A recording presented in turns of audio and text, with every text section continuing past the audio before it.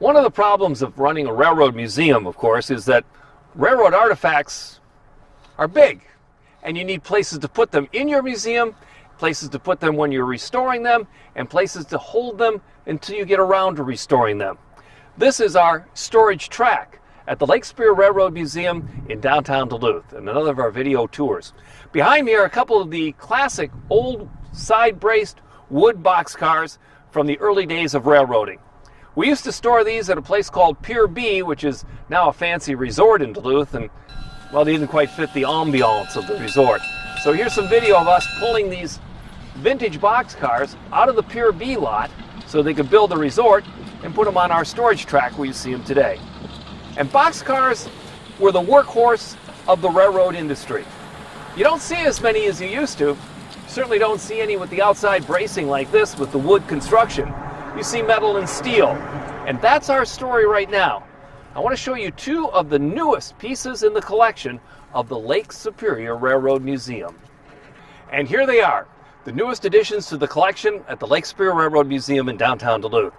These are the workhorse of the railroads. Built in the 1950s by the thousands, it was your standard 40-foot steel-constructed boxcar. These are the last two of the CB&Q Railroad, the Chicago, Burlington, and Quincy. They came to us from a general donation through BNSF, which is the successor of the CB&Q. And there are the standard 40-foot steel boxcars. Again, the workhorse of the industry. And the reason why the boxcar was just that is because you could store anything in it and ship it.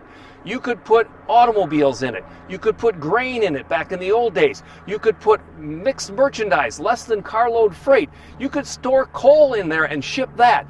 Anything that you could put into a boxcar in any shape or size was carried on the railroads in these conveyances. And when labor was cheap, it really didn't make any difference. Take coal, for example. You shovel the coal in the car, have a couple of guys shovel it out of the car.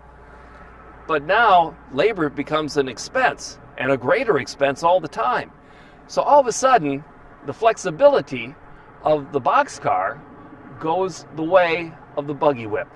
It's not as flexible when you've got manpower involved. So, evolving is what the railroad industry did. All of a sudden, you have specialty cars. Instead of hauling cars in boxcars, you now have rail transport cars. Lumber, which was huge in the boxcar era, now is on flat cars with center beams. You have all specialty cars for grain, for instance, and all different kinds of grain. You have hopper cars for sand. You have hopper cars for cement.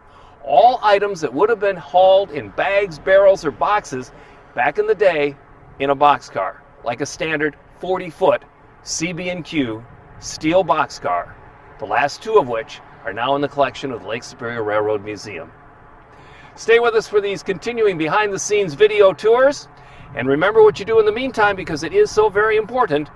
Repeat after me. Wash your hands, cover your coughs, don't touch your face. Social distance is important now more than ever. And so is this.